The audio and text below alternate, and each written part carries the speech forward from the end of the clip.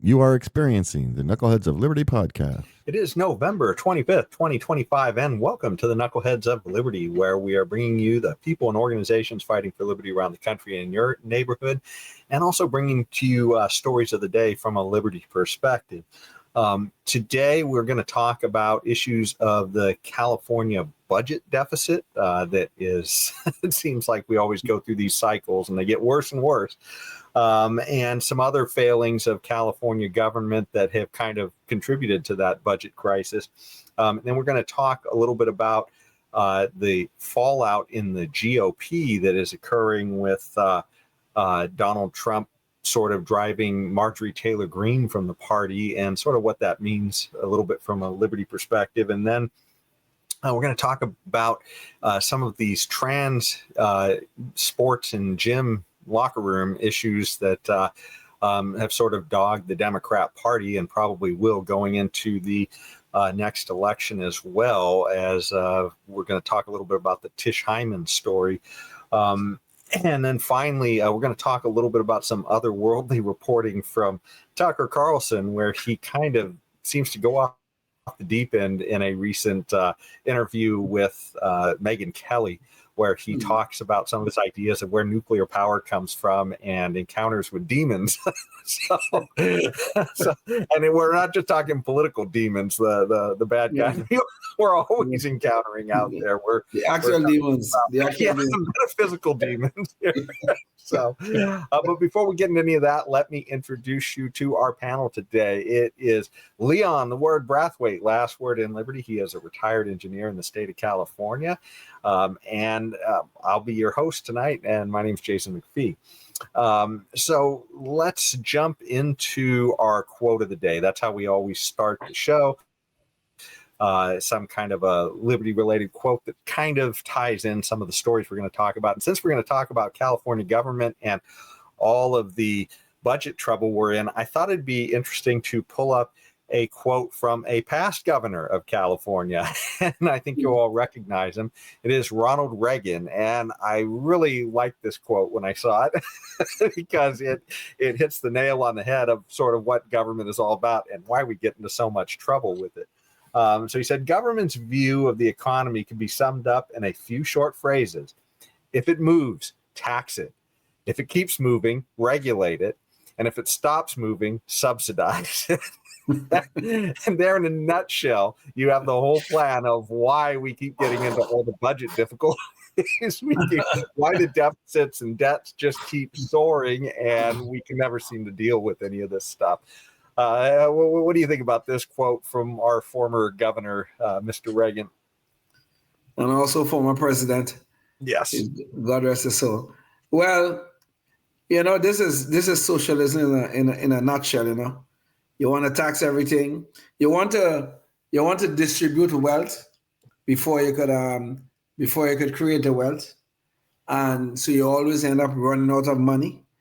So other people's money. Other people's money. That's right. And you always try to perpetuate your disasters. So, for instance, right now we are subsidizing solar and wind in energy, and what do we have? All of these grand utopian type plans about this clean, renewable energy that's going to save us and save the planet. It's all going down the tubes right now. Ivanpah just closed down. There's a whole story behind that we can talk about. Ivanpah being a solar plant, yes, on the border with Nevada. Yes, there's a whole story behind that, which I was personally involved with. It is just unbelievable that this is how government functions. They try to tax, they try to regulate, and they try to subsidize. And all of those things are bad for the economy in the long run. But here in California, we never learn any lessons. We think we're going to find utopia by taxing us to death. God help us. Well, when you say, regulate, and that's always a bad thing. And I kind of think of government as that hammer in the toolbox, and there's maybe just a couple of jobs that I'm not even sure if it's always the best tool for, but it might be a tool that would work in just a few situations. The problem is it's the only hammer the Democrats and a lot of Republicans, to that matter, are aware of. They never learned to use any of the other tools in the toolbox. And so every single one they go for is that hammer of government, and they use it for everything. And of course, imagine if you tried to fix everything in your house with a hammer, your house would be falling apart at some point. Right? Well, you see, this is the mentality of the Democrats and even some Republicans. They come up with these programs, but it's always one size fit all. So you have some bureaucrats sitting in Sacramento, in our case, or in Washington, D.C. for the nation, and they come up with these grand schemes. But within those grand schemes, it's always one size fit all. You have like one pair of shoe, and the size is size 9, and everybody have to be a size 9. Okay, you don't care if you're smaller than a size 9 or if you're bigger than a size 9. It does not matter. One size have to fit all, and then these people sit down and wonder why in the hell we have problems. Because you're always doing the same thing over and over again and expecting a different result. You tax, regulate, subsidize. That is their game plan. And what you're going to expect? At the end, you're going to get the same headache over and over again. It's the definition of insanity. And that's what it is. We have insane people ruling us and governing us. God help us. Well, and you talk about that size 9 shoe, and then you try and fit a trans woman's foot into that size 9 shoe, and it ain't going to fit quite as well. And we're going to talk a little bit about that near the end of the show, the later half of it. But I mean, it's this one size fits all, and it clearly didn't work for Tish Hyman, who we'll talk about later on in the show. But this is the problem, right? I mean, none of us would be happy if you went to the grocery store and everything was one size fits all, and there was only one type of meat and one type of vegetable and one type of bread. We're all a little different, and that's why government isn't a good solution for most of our problems. But anyways, let's get into the state of California's problems right now. So essentially, we are coming up on another big budget deficit, and they're talking about going into next year. I believe it's $18 billion shortfall that they have, and then the year after that, it's going to be more to come.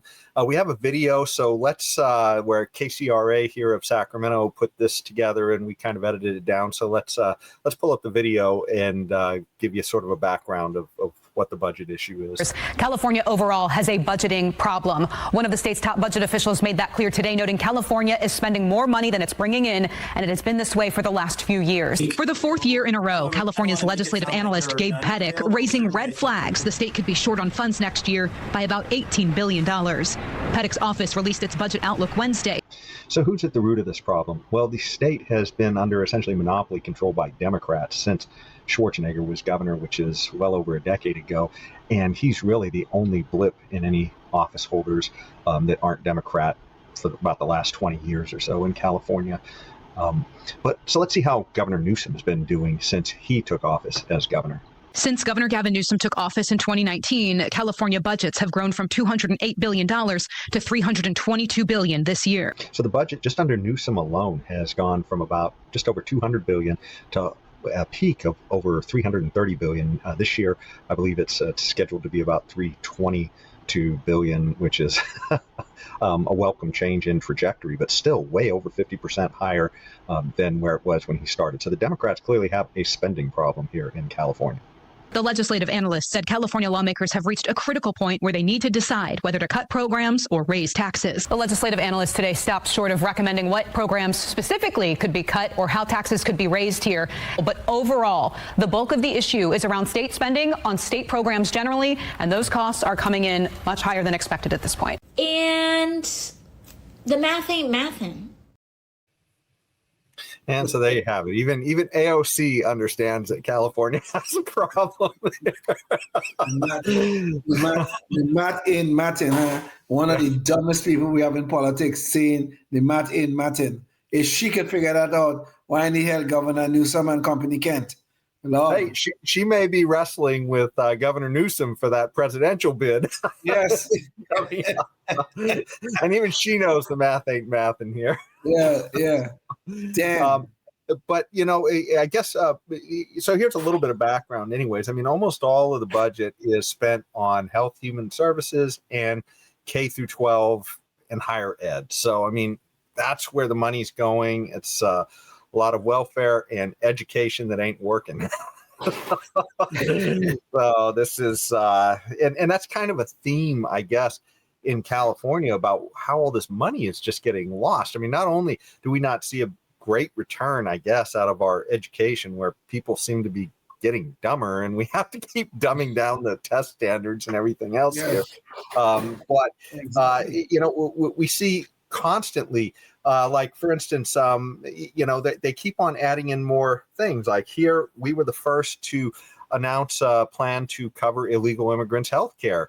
That was a story that was just came out a couple years ago, where Governor Newsom wanted to push for that, saying, hey, this is actually going to be good for the state. It's going to, I think we even had an interview with him on one of the news stations where he was claiming it would pay for itself, that we played in the past. So I don't have that one now. But of course, he winds up being that we are we're immediately in the hole for about 10 or 12 billion dollars, and that's one of the things, I guess, that they're looking to pull back on right now. You can see too some of the other things. I mean, we spend about $133,000 per prisoner just to house a prisoner in this state. And, you go back to that other chart, and, that's a big percent of the budget, where we spend almost 6% on corrections. So there's a lot of money, you could say, wasted there, and maybe if we had a better, and in fact, that's one of the areas that Newsom wants to cut. He wants to cut prisons. We've got all these people who are committing crimes out there, and his answer isn't to figure out how to have a prison system that works and reforms people. It's about just get rid of the prisons and don't put anybody in prison. So, this is some of the not so things that we have going on. Then, of course, we have the bullet train that began. Here's this story from Cap Radio, where this started in 2008 under Governor Brown. I think had really pushed for this. And it was supposed to be around $33 billion, and it has ballooned to over $135 billion. So, these numbers are just astronomical waste, that we keep seeing over and over again. And of course, we have billions upon billions of dollars that have disappeared down the hole of dealing with homelessness. And the problem has actually grown over that time. We haven't actually solved anything. And they're saying that they're under all these audits now that are saying, hey, nobody's been tracking where any of the money's going. Yeah, imagine that. So it's just one thing after another. And of course, this is leading to, some of the highest cost of living, all of this mismanagement that we have here in the state. And we see this also winds up leading to citizens fleeing California, while yet we still get an increase in population. And the dirty secret of that is because of illegal immigration over the borders, we have our state is increasing in numbers, and yet we have essentially naturalized citizens and others who are fleeing the state in droves. So it is just nuts. But one of the latest stories Leon, did you have any thoughts on that? Because I was going to get to one of the latest scandals that was $500 million. But did you want to jump on any of those before we move into that 911 story? Well, California spending money is almost like breathing. It's a natural thing for them, spending money that they don't have. I mean, we have so many of these grand schemes that they have in mind. Oh, we're going to solve the homeless problem. Oh, we're going to give healthcare insurance to illegal migrants. We couldn't imagine that. We are struggling here in the state to pay our bills, to live comfortably, with all these sort of things, affordability is out of reach for many of our citizens. And all these politicians could think about is, well, we need some more votes, more voters here. So we got to give them some reason to come here. We got to pay for their health care. We got to put them in our schools with our children and all these sort of things. And these are people who break the law by walking across the border. And every day they're here, they're breaking the law. And we want to subsidize their existence here, subsidize their law breaking. And money is just been disappearing down the hole. We're trying to get this utopian place of clean, renewable energy. Money is disappearing down the hole. And these things are just total waste. And it gets back to the quote. We tax it, we regulate it, or we subsidize it. And it never works, but we keep on doing it over and over again. When I can think of two other things right off the top of my head too. The $200 million we just spent for this ballot measure, so that Democrats Prop 50, so that Democrats could force a redistricting in the middle of, I guess, by the legislator doing it, not the not an independent panel. Yeah, exactly. Which is what it was supposed to be done by, based upon the laws that were in place. Yeah, so that's one. And then, of course, we've got this other crazy thing, and I don't know how much money was being spent on that, but just one thing after another where they're essentially telling people, hey, you need an abortion, come here, we'll pay for you to get it here. And you need a trans, if you're a kid who needs to escape here for your, gender care, your gender affirming care. Yeah, gender affirming care, escape to California. It's just nuts. It's one thing after another that is just ways to spend money that really government doesn't have any business in. I mean, this is all stuff that should be handled by, privately. The idea of your health care shouldn't be a government thing. That should be a you thing. It certainly was, 100 years ago. Now it's much more of a, how can we get government to pay for this? And this is the problem, right? We keep on shoving more and more stuff on government to the point where we don't even know what the hell government is doing. And the money's being stolen right and left. So it's, the only solution really is to pull it down. But if you think this is an emergency, don't call 911 in California to deal with it, because it may not work. And that's the next story we had to tell you about, where the government has figured out how to lose $500 million on a new 911 system. For a year now, deployment of California's next generation 911 system has been on hold after we exposed some of those issues. The California Office of Emergency Services announced a new plan today to get next gen back on track. So the original plan consisted of breaking up the state into 4 regions and building separate 911 systems that would interconnect. State officials first projected those regions would be online by 2021. Right now, though, only 23 of the state's roughly 450 dispatchers, so some 5%, are taking calls over this new network. The system was supposed to be working by 2021, and yet only 5% of the districts are actually using the system. So once again, it appears, as with every government project, it is over budget and way delayed. So let's see what the current problems are with this system. Our investigative unit found some of the first agencies to use the new system reported dropped and misrouted 911 calls. In one case, callers in Tuolumne County were unable to call 911 for 12 hours. Dispatchers there called it disastrous. So Cali West's new plan consists of getting rid of the regions and securing new contracts to set up a single digital 911 system for the entire state. The agency says the new system should be online by 2030. So Cali West has repeatedly declined our recent interview requests, and so we pressed them for answers in Sacramento today.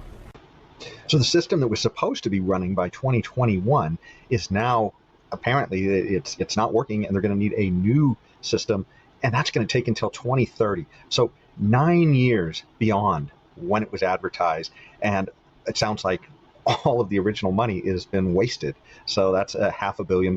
This is your California government at work, folks. And they don't want to answer questions either to this reporter. But let's hear what she was able to get out of them at a public hearing. This project is years past the original deadline. Nearly $500 million have already been spent. So my question is, where is the accountability for the hundreds of millions of dollars that have been spent on the first plan that Cali West is pivoting from? We appreciate that inquiry, and think taking that into consideration, we're happy to address that, and take this into consideration now. But I think as it's been laid out in the plan, we're really trying to identify, what has occurred, what we can do to move forward. So when asked what the problems are, they say they still don't even understand what the problems are.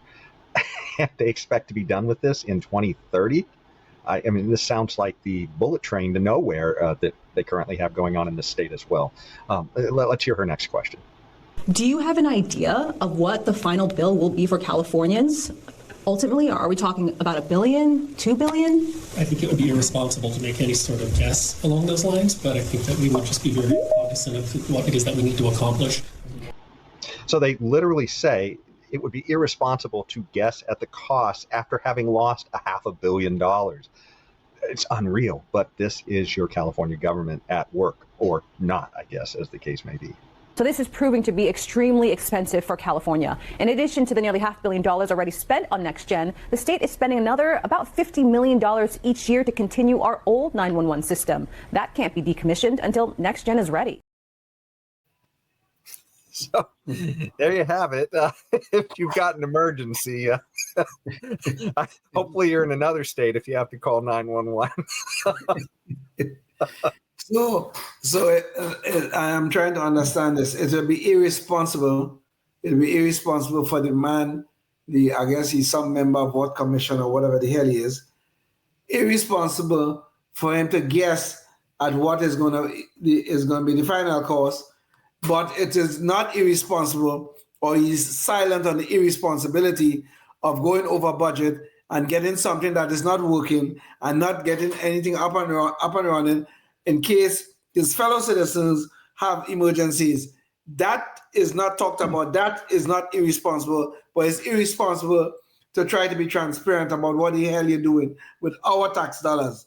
That make a whole lot of sense. Now I get it. Yeah, Leon, it would be irresponsible for him to talk about his irresponsibility. Of course.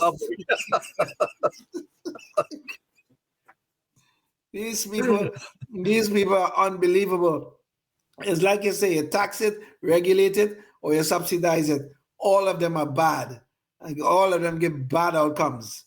When the government gets involved in your lives, they produce a hell that everywhere, socialism in whatever form or whatever you want to call it, everywhere that have been tried, it always ends up the same way, with cost overruns on everything and underperformance on everything. That is the name of the game. And these people keep doing it over and over again because they don't have to use their own damn money. Well, and I almost wish that she would have asked about whether or not these people who weren't answering the question, I mean, it was just sort of like, well, I really don't know, and it would be irresponsible. Well, they seem to have solved that problem in California government with we were finding out about in one of the last stories we talked about on the show, which was the Capitol building, where it's over $1 billion that they have. Yes. And they've signed everybody to non-disclosure agreements, NDAs, that nobody can talk to the public who's working on it. Absolutely nuts.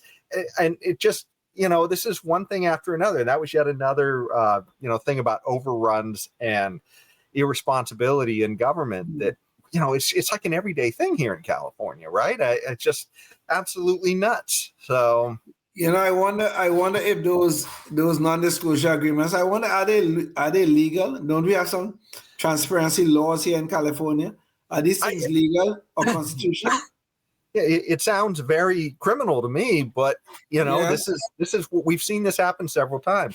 I think it was the last show we did. We talked about the Capitol building overruns, and they were talking about over 2,000 non-disclosure agreements that they had signed people to who were working on that, including the people who were running it, which was some representatives from the legislator and somebody from the governor's office.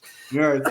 And then I remember when they did the fast food minimum wage law that oddly didn't apply to Gavin Newsom's buddy who ran the Panera Bread company, I guess, who had donated a lot of money to Newsom. Somehow it didn't apply to him because he made fresh baked bread. That was enough to say that minimum wage wasn't important for that type of business, but it was for Burger King and Taco Bell. And for everybody else. For everybody else. Yeah. For everybody else. Yeah. And that they all had to be making, I think, around $20-something an hour. And, and then we find out that the meeting that they were all had where they got together with, some of the lobbying groups and everything else. And while that was hammered out, everybody was forced to sign a non-disclosure agreement in that, and then they could all say, well, we can't talk about it to the public because we've all signed non-disclosure. How on earth can you do public business with the public money and then say, sorry, can't talk about it because we've all signed non-disclosure agreements? That sounds like a criminal cartel. Yes. You know what they're telling us is that pay your damn taxes and shut the hell up. That's what they're trying to tell us. So they could sign non-disclosure agreements, and then they could look us straight in the eye and tell us, well, we cannot speak to that matter because we have signed a non-disclosure agreement. Well, listen. We pay a damn salary. You didn't realize that you're supposed to be working for us. Well, this is some sort of classified secret CIA project you're working on that they cannot talk about in public? Or is it just a run-of-the-mill project that you're doing and you're doing a disastrous job at it and you're trying to cover up your behind by signing a non-disclosure agreement? I'll bet you those things are not legal. They cannot be legal. How could they be? Can you imagine anybody in the Trump administration signing non-disclosure agreements and then going in and telling the Supreme Court, sorry, we can't tell you what we were doing because we all signed non-disclosure. Imagine that. Yes. We can't talk about that. What? You can't talk about that? You're under subpoena and you can't talk about that? What? Yeah, this is absolutely nuts. But this is California politics today. So just a seedy criminal enterprise, as far as I can tell. And of course, that's what the results would say too. How much money is being lost? How much? Just think about the homelessness issue. They've lost, I think, it's somewhere in the neighborhood of $30 billion. Yeah. And it's like, and nobody seems to know. There was no tracking, no auditing, and everybody's asking, where did it go? And it's absolutely nuts. But there's a major problem here, Jason. I mean, you could laugh at these things and you could joke about these things, but it does speak to the problem, a very big problem, which is the complacency of our fellow citizens.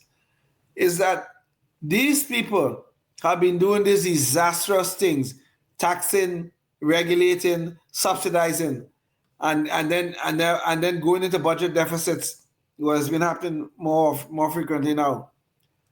But they've been doing this for years. But our fellow citizens are so complacent, nobody seems to care. Or I tell you what, if you care, you're going to have to catch the rest of our show at knuckleheadsofliberty.com, because that's all the time we have on public access if you're watching us from there. So check us out at knuckleheadsofliberty.com to catch the rest of the show. So, Leon, go ahead with yes. with all the caring and sharing here. Exactly. What's going on in California?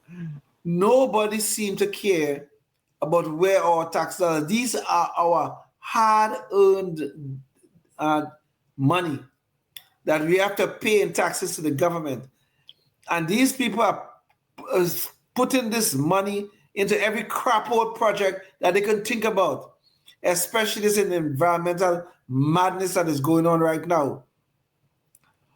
Complacency is going to destroy our great land because the politicians are doing whatever the hell they want and seem to be getting away with it.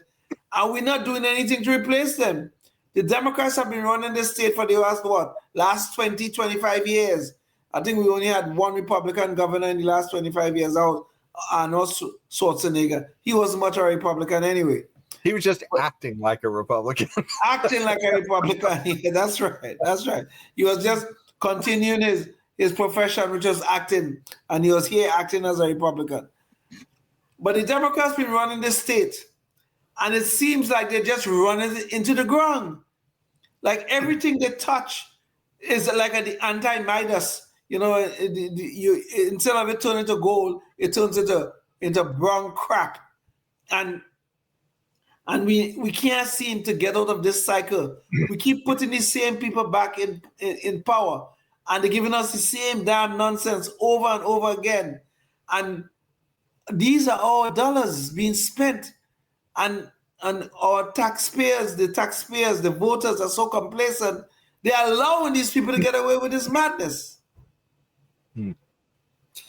Well, yeah, it is frustrating, but I tell you, maybe part of the reason that we can't somehow get things done is because the other major party has a lot of problems of its own.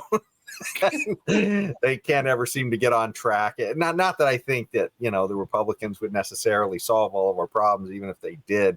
I mean, we've really got to get more liberty-oriented people in there in order to really fix a lot of these things. But that said, the Republicans are sort of having a meltdown of their own recently, where Donald Trump has driven one of his most ardent supporters, Marjorie Taylor Greene. She's resigned from Congress because of a recent conflict that she had with him. And let me see if I can find that story here.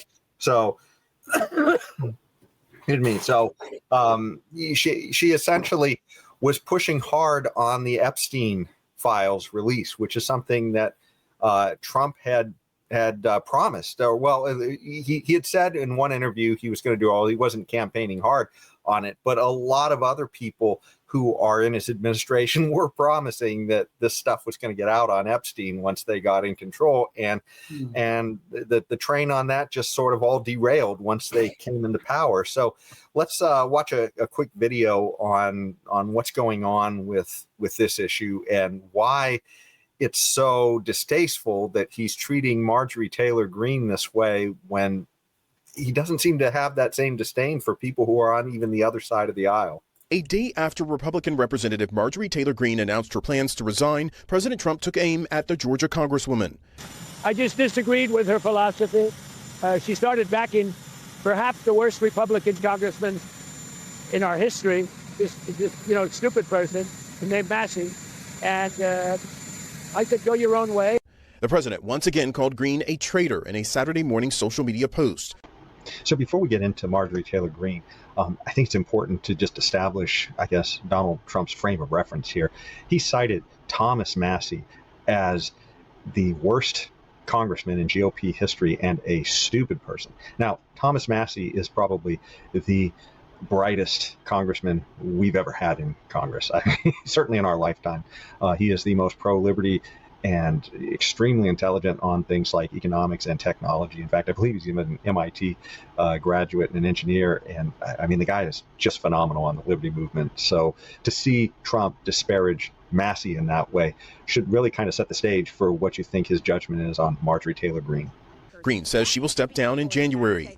I have too much self-respect and dignity. I love my family way too much, and I do not want my sweet district to have to endure a hurtful and hateful primary against me by the president that we all fought for. Greene had been a devoted Trump follower, but parted ways with the president in recent months as she pushed for the Justice Department to release the Jeffrey Epstein files. The Georgia Republican says she has faced threats after the president's sharp criticism last week. In a social media post on Saturday morning, Greene told her followers, "There are no leaders that will save this country, but you, the American people, can." Seeing Donald Trump, I guess, burn his relationship with, I guess, some of the better GOP Congress people, let's see who he's cozying up to nowadays. Congratulations, Mr. Mayor. Thank you, Mr. President. Thank you. I appreciate it. Overnight, President Trump lavishing praise on New York City's Mayor-elect Zohran Mamdani after months of trading attacks and insults. I think you're going to have hopefully a really great mayor, and the better he does, the happier I am. Just weeks ago, Trump had warned the 34-year-old Democratic socialist would destroy the city. But now the two men smiling, joking, and shaking hands in the Oval Office. I feel very confident that he can do a very good job. I think he is going to surprise some conservative people.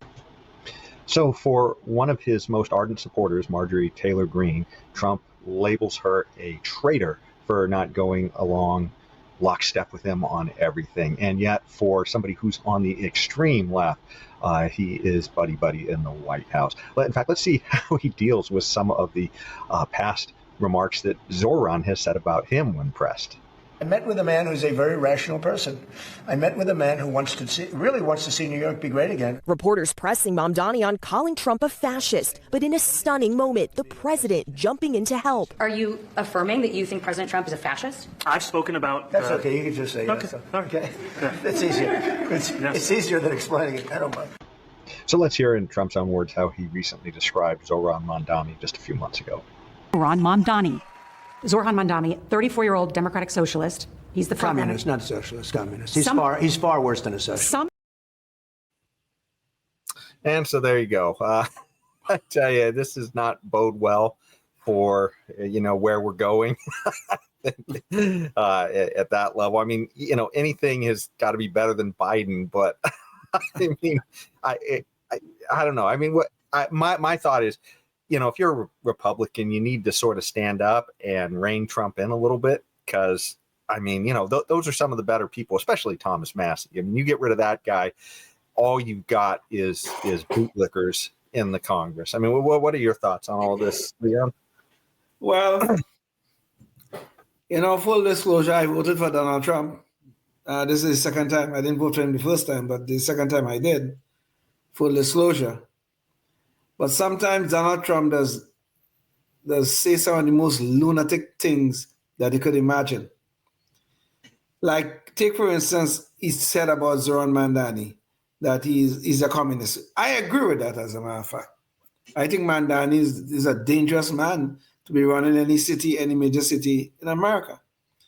But for some reason, he and Mamdani had this little get together, and all of a sudden we have a bromance going on. And you see Trump. I'm not saying you can't be civil to somebody you disagree with. Civility is always needed in our society. But to be having this sort of bromance with this man who is clearly somebody of the far left, somebody we don't want, which I'd hope to God we would not have gone so crazy in New York City and allow this man to be the mayor, which is essentially the chief executive of the city. So, but Trump does get into these things in his head, and some of the most lunatic things has come out of his mouth. I mean, now look at this issue about, Thomas Massie. I mean, come on.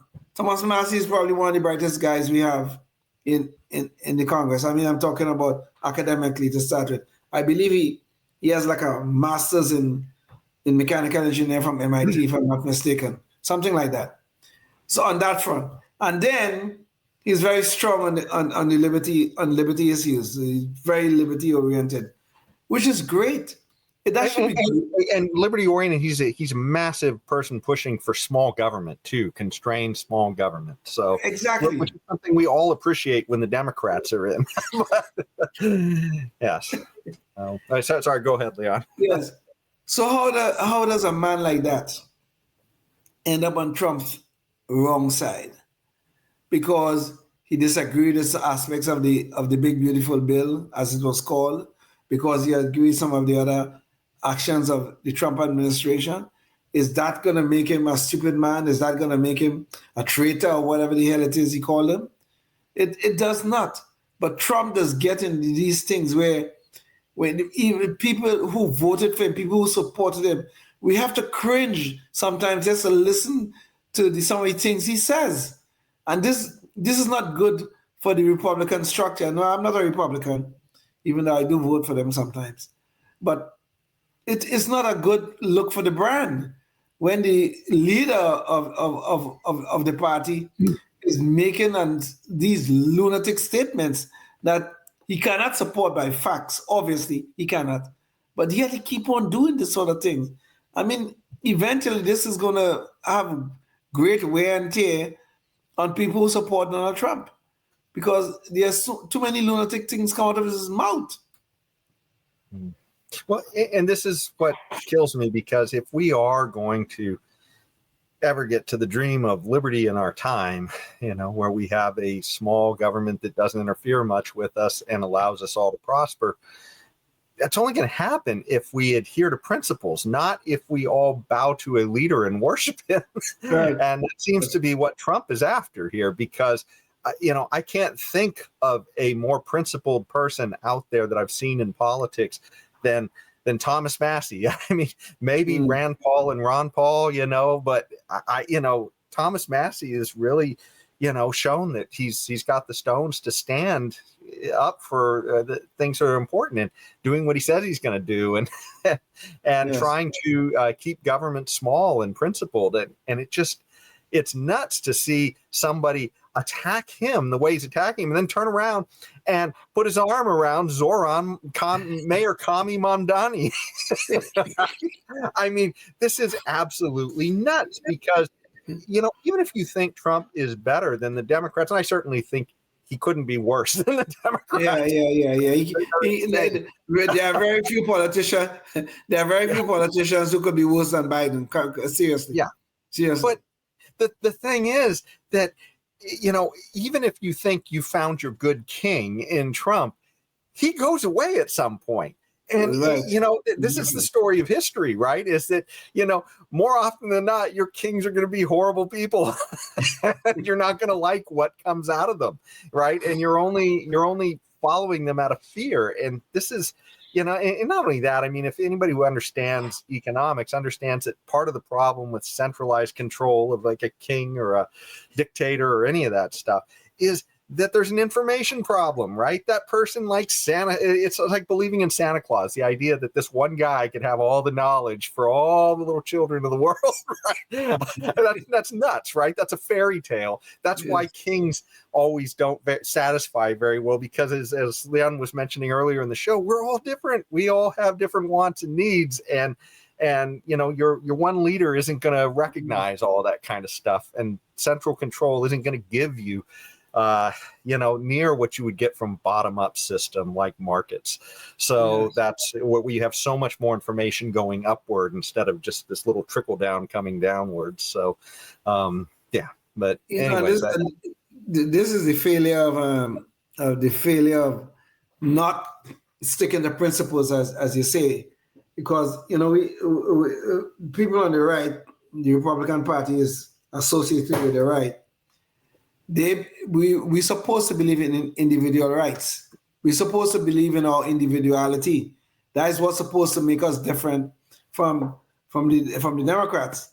So when you start trying to see people like Trump trying to enforce a certain narrative where like they want Massey to fall in line, or they want the Freedom Caucus to fall in line without some level of compromising on certain things, which everybody has to in order to get anything done in Washington or in any state capital. But the point is, though, we still have to live like individuals. Now, we may come together to accomplish things. Sometimes we may have to go across the aisle to accomplish something. Fine, nobody said to compromise your principles. Okay, that is not the way it should be. We're supposed to hold on to our principles, and we do a little give and take in order to achieve something. But what Trump and some of his fans are trying to do is to get this party line narrative that we must all adhere to, or we become a traitor. And this is the big problem that I see with Trump and the whole MAGA movement. This issue with Marjorie Taylor Greene. Now, Marjorie Taylor Greene is not totally innocent, okay? Because, yes, she was a big, strong supporter of Donald Trump. But Marjorie Taylor Greene went to Washington, D.C., and next thing you know, her disclosure, she went from like having $500,000 in net assets. Now she's like over $7 or $8 million, some kind of things like that. And the other day she was on some show or somewhere, she apologized for being a conservative and all that kind of stuff. Now, those sort of things don't sit well with me, all right? But that doesn't mean that I want her to be kicked out of the party, or I don't want her to run for Congress again and run in a district. Okay, fine, you want a primary thing, but I don't see why she have to be ostracized and displaced from the party for being critical with the whether it was the Jeffrey Epstein stuff or whether she had some issues with the the big beautiful bill or whatever the hell it was called. All of that is fine. I don't know why we call ourselves the Republican Party at least call themselves this big tent party and everybody could be under the tent. And as soon as we have a situation like Marjorie Taylor Greene, we want to kick her out of the party and blah blah blah. It smells of a level of hypocrisy that you don't associate with Republicans. You more associate that with Democrats. But it just stinks to high heavens. Yeah. Yeah. No, this is it wouldn't be quite so unbearable if he was just simply cracking down on Republicans to sort of align control to get what he was after for his agenda. But then you see him snuggle up to Zoran, and it's like, what is the motive for that, right? I mean, I don't understand at all what the play is here, because, when it was bad enough seeing a communist take over, an avowed communist take over as mayor of New York City. But I think what anybody on the Liberty side is assuming is, okay, well, the way this is combated is we get to see how he performs. And of course, we know his solutions will be terrible. And therefore, that's the pitch, right? That's essentially how you get rid of these bad ideas, is by letting everybody to see how badly they play out, right? Sure. But then, if the president is snuggling up next to him and saying, yeah, I'm sure everything's going to work out great. Does this also mean, too, if Zoran asks him for something, he's going to give him something to help prop up his failure, the way Biden did with California and New York when Biden was in office and they were running short on funds? That's the last thing you want to do. You want to be able to show that these systems fail when they're tried. Yes, wherever they've been tried, they fail. Yeah. And so when, to me, that just is absolutely outlandish if Trump is going to help, by sending good money after bad into New York. And it begs the question, why? I mean, what is the reason why he would want this good relationship with him, unless it has something to do that maybe he has personal stakes in New York and he wants better treatment while he's in New York, in which case that is, really something that I start to get really pissed off about, the idea that maybe he's selling off these much more important ideas for his own personal gain in New York. So I don't know. I mean, I'm not sure what the motive could be here, but I can't see what the motive is. I don't know what the 4D chess play is that people have in mind that's going on here with Donald Trump, because this is absolutely outlandish to see him make this type of move. You have any ideas on it, Leon? No, not really. It's just that Donald Trump has this sort of erratic behavior associated with him that makes many of us cringe, downright cringe. Like, okay, I don't have a problem with him meeting with Zoran Mandani per se. I don't. I mean, he's the mayor of a major city. But this buddying up, this bromance kind of thing, no, we can't be encouraging this sort of thing, because the next thing you're gonna hear after Zoran said, "Oh, we're gonna give you a free bus, we're gonna give you free healthcare, we're gonna give you free this and free that," and they start to go bust just like we are here in California. You know what Zoran is gonna do? Let me call my buddy Donald Trump and ask for our money to bail him out of his damn nonsense in New York City. That is what's gonna happen, because when you start giving away free stuff, you start saying, well, people could ride the bus for free. So how are you going to pay the drivers of the bus? How are you going to pay for maintenance of the bus if everybody getting to ride for free? And how are you going to pay all of these things? Yeah. Well, with other people's money, apparently. But let's hope that's not what's at play. But I don't know what on earth could be at play other than this, because there's not a good move. And why? You've seen how he just treated Thomas Massey and MTG, and the idea that suddenly he's best buddies with an absolute commie. It's nuts. Yeah. And on the night that Mandani gave his acceptance speech, He told everybody that he's a democratic socialist, he's this, he's that, and he's a Muslim. I'm still wondering why he had to mention that. Okay, fine, you're a Muslim. Why you had to bring your faith into that discussion? Well, because that's all Democrats do is they want to tell you what they do in the bedroom. They want to tell you what their skin color is. They want to tell you, what their religion is, I guess. Everything is all about identity. In the mosque and the church, yeah. Oh, God. Yeah. Well, speaking of identity politics and some of the reasons why Trump even still looks good as an alternative to the Democrat Party. Let's get into our next story, and that is one of a woman who was thrown out of Gold's Gym because, and this is, let's see, here it is, a woman named Tish Hyman.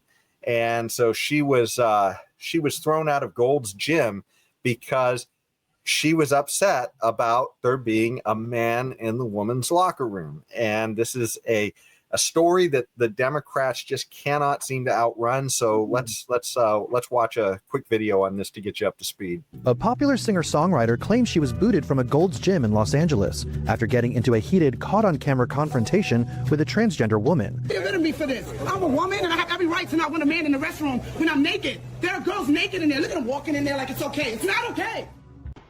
So Gold's Gym took away Tish Hyman's membership for being upset that there were trans women or men who believe they are women in the women's locker room.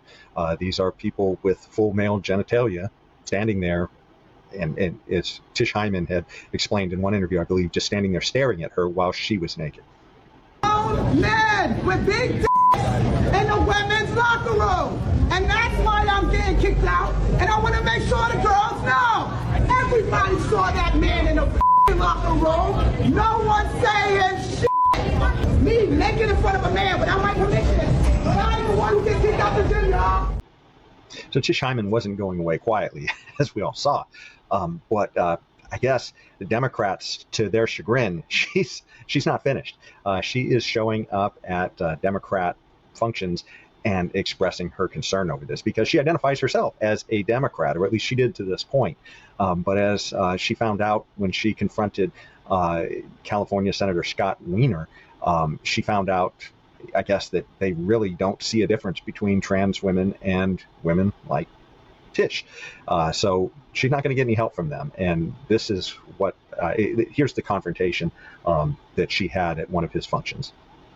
Senator Wiener, as the only black lesbian here, can I please ask you a question because I flew here to do that? Yeah. Okay.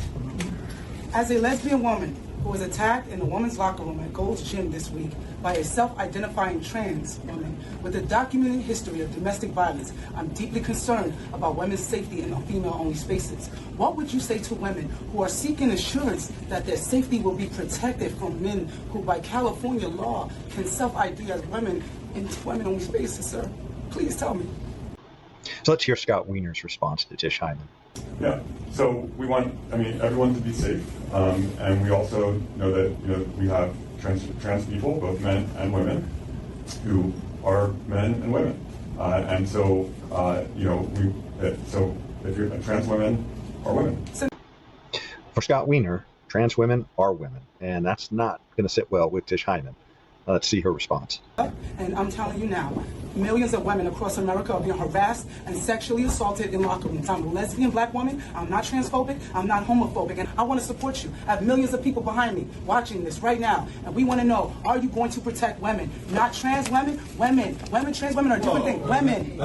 Listen, we need to protect women's safety. I was assaulted. Women are women. I was assaulted. No, they are not. They are men. I was assaulted by men. He broke his wife's jaw so bad she needed reconstructive surgery. I'm a lesbian. I'm not transphobic, and I'm black. So if there's another black woman in here who wants to tell me how they feel, please join in. But all of you are not. And I don't know who you are or what you are, but I'm a lesbian, and I'm telling you right now, men are harassing women in the locker rooms. So Democrats are not going to outrun this issue. This is a 80-20 issue that Donald Trump has been able to take advantage of. And it is just shows the disconnect that I think the Democrat Party comes to have with reality on this issue. And the answer is just untenable. I mean, thinking that women should be able to, or that women should have to compete with men in women's sports and should have to have men in women's locker rooms. I mean, this is just nuts. And Tish isn't having any of it. And but you could see from that audience, I mean, how many of them they're all screaming, "Trans women are women, trans women are women." I mean, it's a cult. Trans women are also brutalized in this country. So women and cisgender women are brutalized in this country, and we have to protect the safety of all women. We have to protect women. We cannot be raped in the bathrooms by men that want to say they're women. They're not women. They're not women. I'm leaving. It's okay, but I'm not going to take it. I am leaving because you know what? You guys are not protecting women. You do. And so there you have it. Yeah, it's just nuts. And of course the guy that was the trans woman in the bathroom initially too, he also has a history of domestic violence as well. Yes. As a man. As a man. Yeah. So it's hard to make this stuff up. Yeah, Leon, what are your thoughts on this? Certainly looks like a hard one for the Democrats to get themselves out of.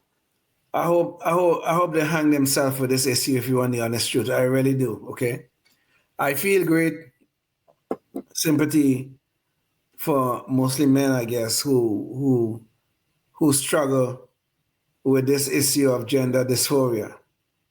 And, you know, I would like them to be treated with compassion and they could get the psychological help that they do need to get over this issue. But what we have with this transgender nonsense is men saying that they are women and we must accept it. Regardless of what they say, we must accept it. When everyone knows, anybody with half of a brain know, there's no amount of drugs, there are no amount of surgeries that could change your chromosomal structure. If you are born XX, you will die XX. If you are born XY, you will die XY. It does not matter. You cannot change it. And this is the delusion that they want us to accept. That there's somehow or the other, you could cut off your breast and cut off your other your genital part, and suddenly you can become a woman. It's impossible. There are no amount of drugs can do this. And this particular issue is so egregious, it's unbelievable. Just imagine you driving up Interstate 5. We have Interstate 5 run all the full length of the state of California. You're driving up Interstate 5. You're probably in a lonely section along the road. And you and your wife pull over into a rest area. Your wife have to use the bathroom.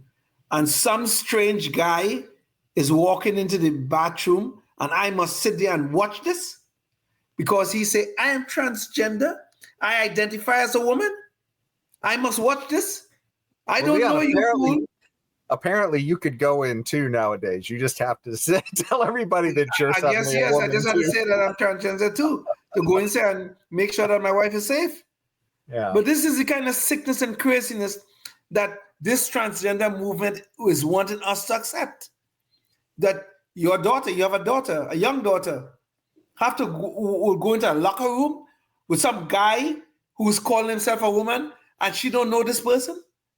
And she may want to undress and change into whatever exercise clothes she wants to change and whatever she wants to do in there. And some guy could be in there with all his members still intact and be there watching her. And we must just accept this madness? No. And so, this is what we saw with women's sports too, with Leah Thomas. Exactly. And many of the other women athletes or trans athletes who've wound up going into these locker rooms. And there's a lot of discomfort among girls who are both in high school and college, but they feel that they can't say anything because if they say something and they protest, they're the ones who are going to get thrown out, just like Tish Hyman got thrown out of Gold's Gym. So, I mean, you know, it's kind of nuts. And the problem too here is that, you know, this is something where, from a liberty perspective, if markets were allowed to deal with this, Gold's Gym doesn't really have freedom in California. We don't really know what Gold's Gym's position is on this, because they had to toss Trish Hyman out, but it's because they might be sued otherwise and probably lose under California law if they wind up forcing a trans woman out of their bathroom. So they have to come out against Tish Hyman. So, we're in a problem where people simply aren't free to really discover what the right solution is to this. What I suspect it would be that would be an extreme niche, that you have facilities that are going to allow for, saying both men and women can use this bathroom together or locker room, or that we're going to have a sports venue, for men and women to beat the hell out of. Well, it wouldn't be each other. It's usually men beating the hell out of women. So, but I don't think people are going to pay to see that. I don't think people are going to patronize places that do that if they have a choice. And that's the way you want it to be dealt with, not the heavy-handed government, because sometimes the heavy-handed government goes crazy anyways and makes the wrong decision, which is what's happening to Gold's Gym here, I think. So, better just to let liberty take over. And, you're probably going to get a few places that think this is all great experiment, but, they'll have to deal with that in the marketplace. And I think the majority of people this is, like I said, an 80-20 issue, right? If it's an 80-20 issue, 80% of places at least are going to say, hey, we're segregating the bathrooms between men and women. So, yeah. Well, I would prefer clearly a market solution to this problem. But I don't know, all through human history, we have accepted that there's a degree of rational segregation that must occur between men and women. Men are taller, stronger, and faster than women. And history, going back in history, 3,000, 4,000, 10,000 years of history have shown us these differences exist, and they are real. Men are faster, taller, and stronger. And we have to recognize that. But what is happening now, they're saying, oh, poor Johnny, who just became Jane, we have to make her comfortable so she could use the female bathroom. But so Johnny who became Jane is not very comfortable in the female bathroom, but we don't have to worry about the comfort of the woman, the real woman, who are using the same bathroom. We don't have to worry about that. We just have to worry about this man who pretended to be a woman. And you brought up this Leah Thomas case. The Leah Thomas case is one of the most disgusting cases I could think about this very same thing. Leah Thomas he was Will Thomas, okay? He was Will Thomas. He was ranked, I believe, 462 in NCAA male swimmers, 400 and something. And you know what? Will Thomas became Leah Thomas, and all of a sudden, he or she or whatever the hell he is the number one NCAA female, quote unquote, female swimmer. How did that happen? Just because he could get up one morning and identify as a woman, he could probably make the testosterone levels that are required, and all of a sudden he or she is a number one swimmer, the number one swimmer. All he had to do was to change your quote unquote sexual identity or whatever the hell it is, your gender identity, and that's how you become number one. So I wonder now, what are the limits of this self-identification? Now, I mean, you could think about all sorts of scenarios here. So supposing I got up tomorrow morning and I say to myself, well, I feel like Bill Gates' son. So here I am. this 69-year-old black man who is probably old or just as old as Bill Gates, and I think I'm entitled to some of his wealth because I identify as his son. Should society accept this? Nobody should point out to me how crazy it is for me to be claiming to be Bill Gates' son? Just because I feel that way, I get up in the morning and I just feel like Bill Gates' son, and I feel like I'm entitled to part of his wealth. Nobody should point out how crazy that is. Oh, Leon should feel comfortable.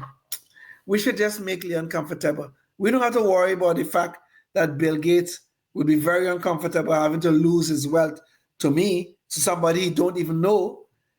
But, his discomfort is a minor issue, but my comfort have to be taken care of.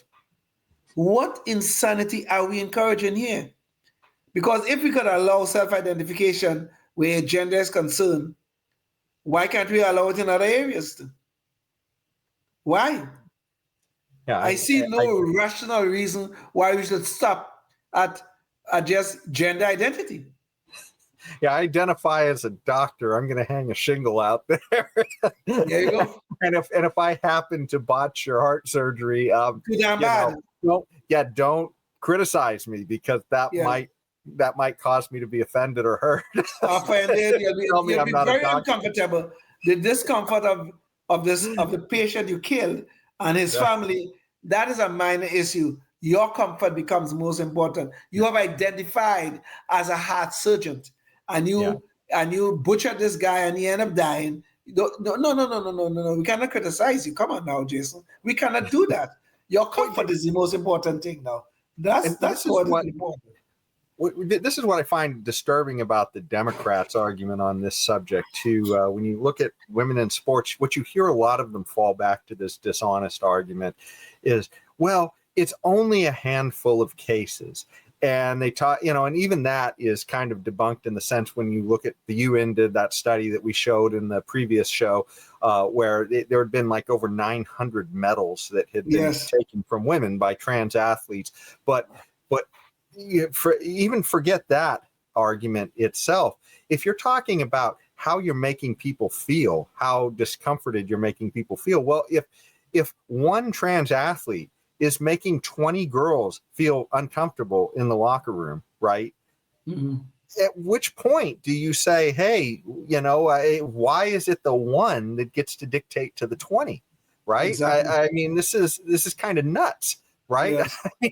Even if you're one of these people who just completely believes in democracy for everything, that's nuts. The idea that one is going to tell 20 that they have to, and it's not that the one is trying to, that the 20 are trying to take something from the one. The 20 just don't want to be trespassed upon by the one. Right? Exactly. That's what we're talking about here. And so this is really, and beyond that too, I mean, there is the issue as well, when you talk about small number of athletes, anybody who understands sports understand if one athlete is much better than the others, which a lot of these trans athletes tend to be because they have an advantage, right? Then that athlete impacts hundreds of others, right? It's like Michael Jordan's just one man. He dominated NBA basketball for all the men who were playing there were impacted by Michael Jordan's success. What's the same thing as somebody like Leah Thomas? How many hundreds of women didn't get their opportunity to stand on that podium because Leah Thomas took it from them? Leah Thomas, it kept them from competing for that opportunity to be the best because she was just massively, had a massive advantage that, and there's just certain narcissism about this too. I mean, I think a lot of us are sympathetic, like you said, with somebody with gender dysphoria, but the idea that we're sympathetic then means that you somehow get special privileges over everybody else. That's nuts. That's extremely narcissistic to think that you're just going to walk in and tell everybody else, hey, you know what? Screw all your dreams. I have a dream. And F you if you have a dream that doesn't coincide with my dream. That's nuts. right? And the level of dishonor with this is just unbelievable. I mean, that these people would do this to other people. It's one thing to say, like you said, hey, I have a preference that's different from everybody else, but I'm not trespassing on anybody else, so just leave me alone. That's great. But to sit here and say, hey, I have a preference, no, you people have to accept it. Yeah. Nuts. I mean, if someone, right, they have dysphoria or whatever they have, and they want to put on a dress and go outside and walk around and that kind of stuff, fine. I don't have no problem with you if you just want to do that. Just don't tell me that I have to accept the fact that I'm seeing you have a mustache and a beard and everything, and you come and tell me I'm a woman, and you have to accept the fact that I'm a woman. You have a mustache and a beard, a big beard on your face, and you're wearing a dress, and I have to tell you, I have to say you're a woman? No. You keep that to yourself. Demand from you, call me ma'am. Yeah, exactly. Yes. This is madness. Yeah. No, and this is the type of thing that is, quite frankly, why the Democrats have gone so off the rails that, even when Trump has his excesses, he still looks good. Exactly. So that's, yeah.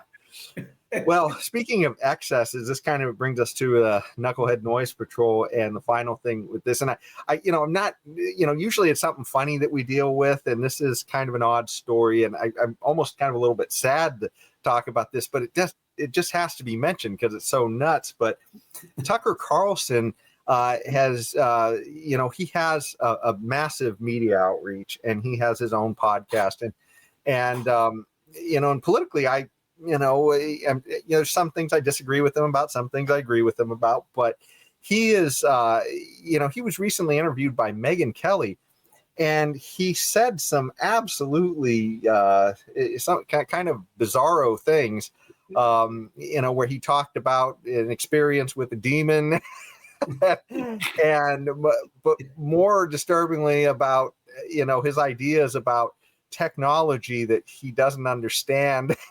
And better just to show you the clips and you can see it, and then we can discuss it. So here you go. Which you said you think you were attacked by a demon. Go to bed with my wife and 4 dogs who sleep in the bed. My wife said 4 children. My dogs are hunting dogs.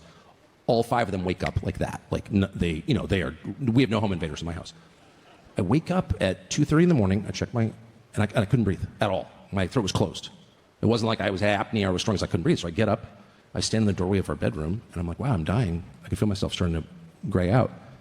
And then I started walking in the backyard, and then it slowly came back, like my throat kind of opened up a little bit. I was like really weirded out. I walk back in, and my wife wakes up. She goes, what is going on? I said, I don't know, I can't breathe. I feel better now. And all of a sudden I had this horrible pain underneath my arms, like on the side of my chest. Like bad. I thought I'd been like ripped with a knife or something. It just was very intense. So I go into the bathroom, I flip on the light, and I have claw marks on both sides. So Tucker just got done telling us about what he perceived as an experience with a demon. That's his perspective of what he went through. And that's his right to have that perspective, I suppose. But he winds up pulling this into other areas of his life, which he starts talking about, I guess, UFOs, and he even goes into speculating that nuclear technology is somehow the result of some higher power or something, which this starts to get a little bit disturbing, I guess, the idea that I guess we're blending this in when there's a clear path of scientific discovery that we have on science, right? The whole story is literally one of collecting objective facts. And the idea that he goes all the way to the supernatural to explain nuclear, you're going to see it here. Let's just jump to the clip. Consistent with what we know about spiritual forces, which is always a deal. Bow down before me and all of this will be yours. I mean, it's kind of the core story in the New Testament, and it's the template for our own lives. And there is a lot of informed speculation that the U.S. government has participated in this, and that defense technology, in particular nuclear technology, is the product of that. And I don't know if that's true. I will say one extremely interesting thing that no one seems to know is that it's not exactly clear where nuclear technology came from. But who would we be cutting a deal with in this scenario?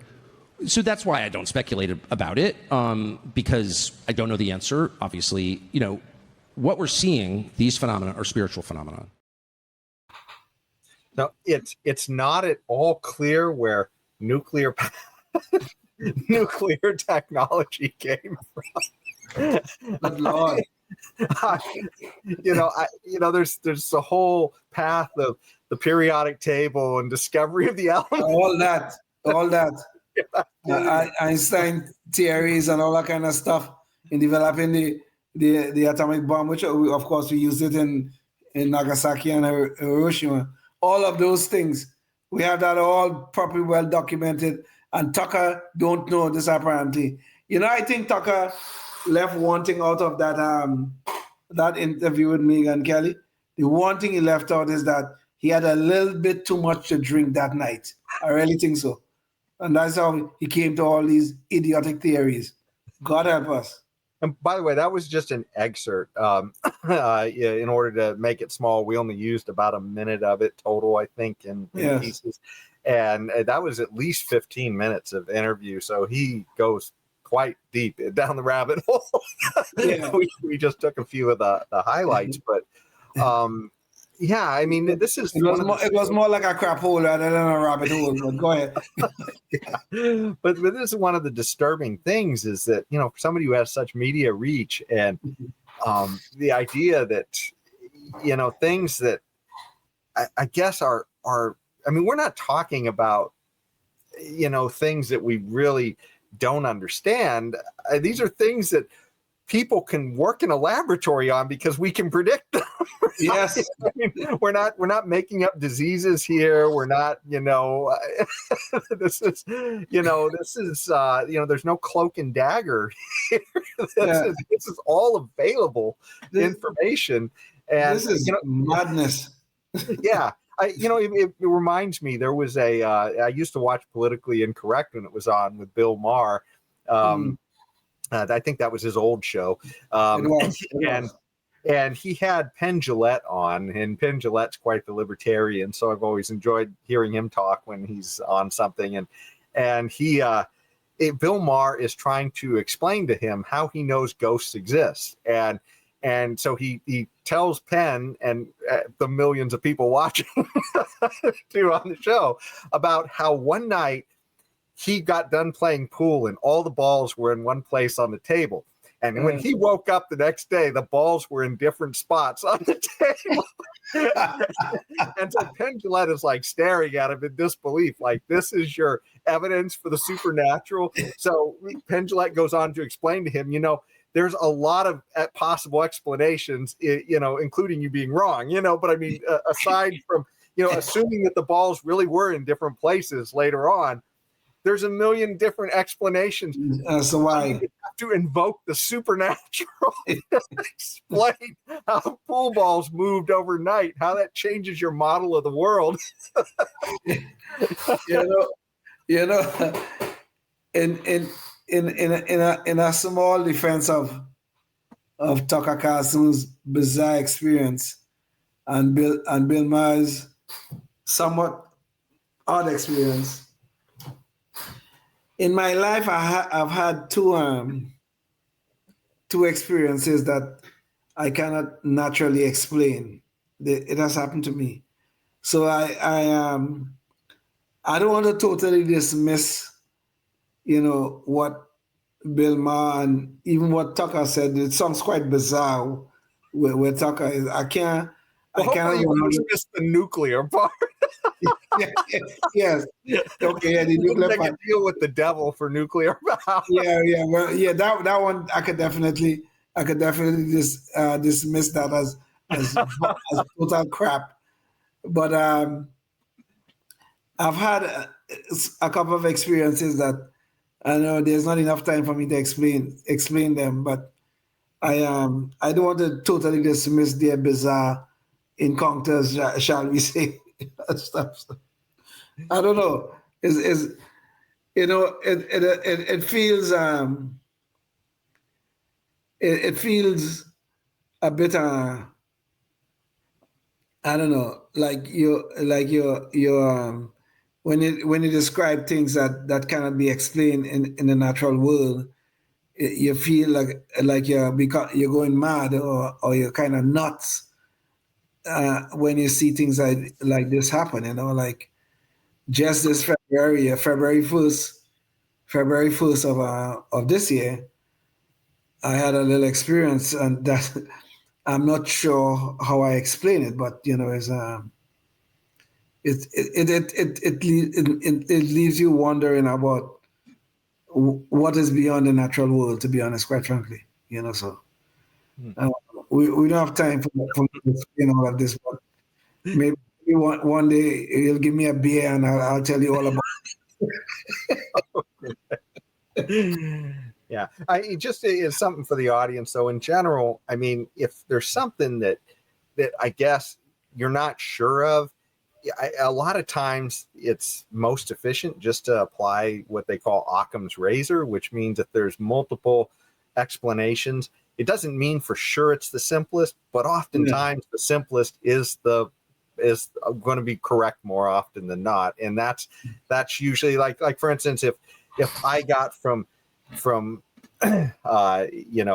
say Sacramento to Los Angeles, I mean, and I took a plane, is it possible that the plane went to China first and then came to Los Angeles? It's possible, but most probably I took the plane and it had a much more direct route from Sacramento to Los Angeles, and it didn't go, halfway around the world before it came back to. So I mean, but there might be a situation where that could have happened, but if you were a betting man, probably 999 times out of 1,000, it's going to be that I took the more direct, without knowing any other information, right? So yeah. Well, what if I told you in 3 minutes about an experience that happened to me a very long time ago in 1977? If I take 3 minutes and tell you about it, would that be too much? Was this drug-induced experience? I swear to you, there's no alcohol involved and there are no drugs involved. I swear that to you. Go for it. Okay, I'll try to make it in 3 or 4 minutes. See if you can top Tucker. Let's see if I can top Tucker. Yes. So I was a freshman at the University of Oklahoma. I have a very good friend. I wouldn't call his name, but very good friend who was with me when this experience occurred. So I had an exam, a late evening exam. It was like 7 o'clock in the night. And by the time it was done, it was about 8 or 9 o'clock, it was done. So I went to the friend's house, his friend's apartment, he was living in a dorm. And we decided that we needed to go get something to eat. So we decided to go downtown, well, kind of in the downtown area, but you have to walk off campus to go do that. But neither one had a car. Neither one of us had a car at the time. So we decided to walk. But the part of the area that we have to walk is a very dark place, okay? It's dark. Very little light in that area. There's some residential houses there. So we were walking down this street. Now listen to this, okay? Listen to this. We're walking down this street. And on the other side of the street, there's something that appears to be a woman dressed in clothing that looks like she was from the Civil War era, okay? It looks kind of white. It's dark, but it looks kind of white. There was no alcohol involved in this, so I'm telling you what I think my plain eyes saw. And no drugs. I never have done drugs in my life. But anyway, the strange thing that happened here. This isn't like a San Francisco appears to be a woman, right? Yeah. Whatever. It looked like a woman, okay?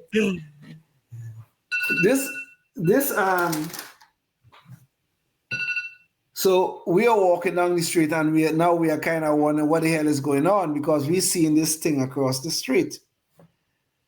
But suddenly a little dog, a tiny little dog, ran across the street at us, barking, whoa, whoa, whoa, whoa, whoa, whoa, barking at us constantly.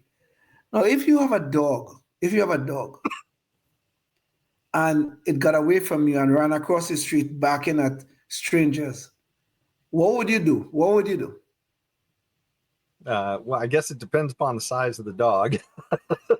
No. I'm talking about you are the owner of the dog, or you walking or holding the dog.